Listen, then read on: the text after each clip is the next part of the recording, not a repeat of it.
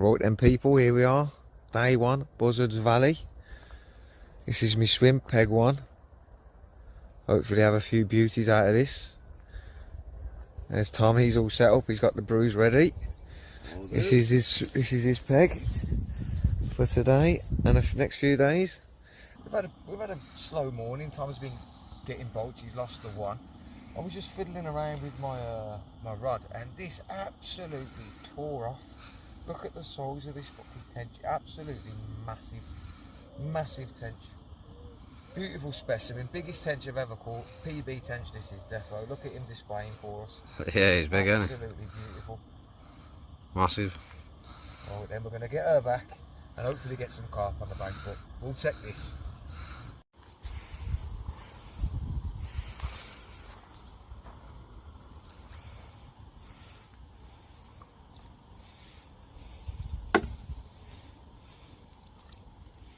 Come on. It's so shallow. I know. If we get a big carp, we're going to have to get in the water. Yeah. Go on then, son. Off you go. Nice. We're off the mark. Well, that was a screaming take. Literally sat down, sorting my my zig rig out, and then out the blue, it's just absolutely ripped off right next to me. I was on pellets, 2mm pellets, a couple of 8mm thrown in there, you know what I mean? Lovely day, absolutely boiling. Carp all on top. Not had a take on me zig yet, I don't know what the crack is with that. Right then people, it is day 2 down Vinyard Lake. As you seen yesterday, I had a tench out. It was my only fish all day. However, Mr. Timothy over here has had 2 lovely carp out. A 9-pounder and a 21-pounder. And for all the YouTube fans, no, I haven't thrown him in the lake. However, if he has another one, he might be going in head first. You know what I mean? But yeah, here he is. A few words from the Thompson in the morning. Oh mate, I'm absolutely buzzing. I jumped out of my bed. I couldn't find my sliders, so I ran out and my socks got absolutely soaked. When I put the fish back, she swam off, her tail whipped a load of water over me again, so I was completely drenched. I don't know what was funny, Tom reacting to getting wet. We're watching Tom sit right there on them chairs, trying to dry his socks over his cook. I don't know which is funny, to be honest with you. But right, I've completely changed my methods up. I've gone method feeders, all 3 rods, because it seems like they're feeding, as hot as it is, they're feeding on the bottom. Both of his takes, bottom baits. The 9-pounder, he's greedy because he had a 20mm boilie. It was some 25mm waft the boilie for a catfish this big. I don't know. When he pulled him in, it was hanging out of his mouth. He just obviously sucked it in, got caught, and was like, right, well, I ain't eating that. It's too big. You might as well get the hook out of my mouth, like so. So we'll keep you updated. If it goes off anymore and the rods scream off, we will obviously be taking some footage.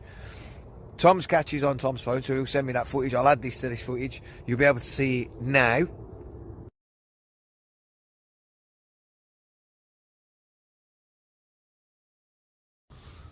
There we go. Let's see if he gets it in the position he wants it. I want it as close to them reeds there as I can. Right. Here we go. Now people, this is what we call, are you going to put the camera on me? This is what you call people a professional caster. You might see people like, you know, Jamie Hughes, Andy May, you know what I mean? You might see them people on the bank cleaning up, but they learnt everything from watching me. So just take notes, right? Here we go.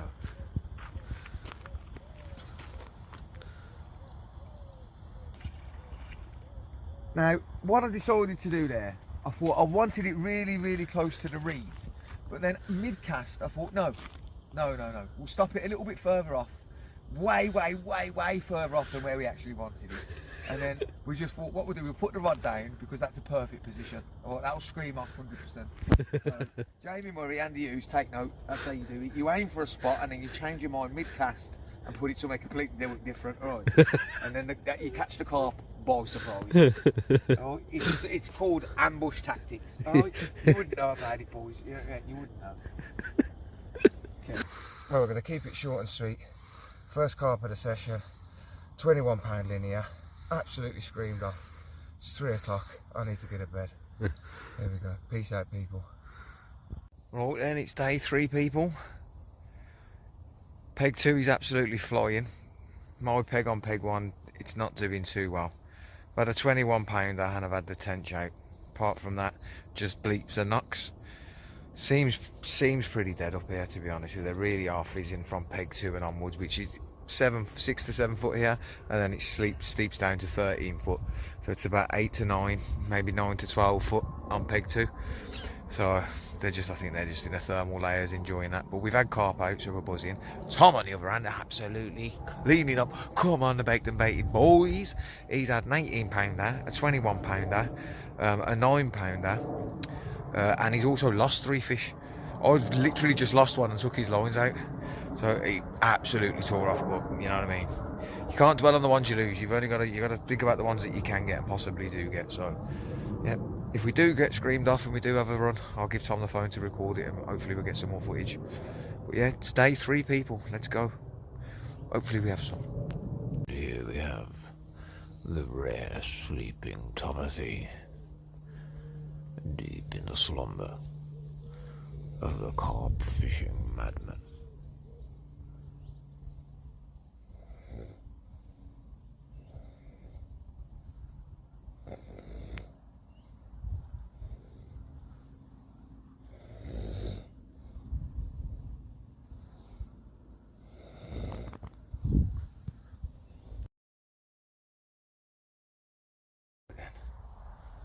I've got to be quiet because I'm stalking carp. Walked round to the corner peg, the corner of peg 1, where the lilies are over there, and the amount of carp on the top, absolutely crazy. We tried bread, didn't want to know. Tried pellies, didn't want to know. I threw a zig out on a surface float. Carp come up and tried to have it straight away. They've swam off now, but the big orange one was underneath them lilies. So I'm hoping, fingers crossed, day 3. Is it what's on it? Yeah, day 3 could yield something. So we'll have a little look. I've got to be quiet.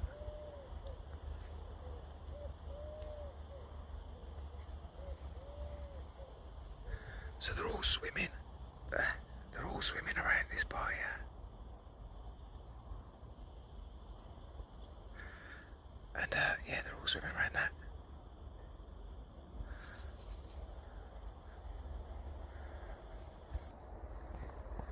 Yeah, they're all on the top over there and just chilling. So I've decided, right, get a zig out. I've set a zig rod up and I've dropped it. So because they're all there, I've decided to get the zig rod out, set the zig back up. I've dropped it probably 2 foot from the top, just because they are on that top, you know what I mean, that top layer, that top thermal layer, cruising. So I'm just fingers crossed it goes off. You know what I mean? I had one come up a mouth at the phone piece on the hook, but I think because I was stood there, I startled it and he spun off. And I'm just standing here now thinking, oh, if I hadn't have startled that fish, what could have been?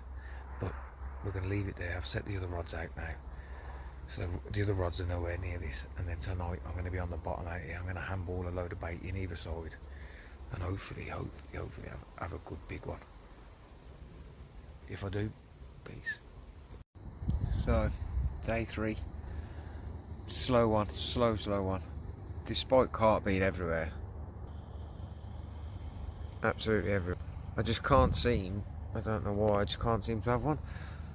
Tom's not had anything all day. He's been asleep all afternoon since about fucking 1 o'clock. He's been out for the count. I've just literally tidied my tent up, tied my little camp up, make sure I'm nice and tidy for Thursday morning. Seen a load of carp on them lilies right out there. Absolutely massive orange one came out this side, came to these reeds and then went back. There's about 4 or 5 I've seen all day. I tried them on a zig, didn't want to know. So we've come back over. We're going to bait it up heavily tonight, leave it out, leave the rigs out to just sit there and chill now.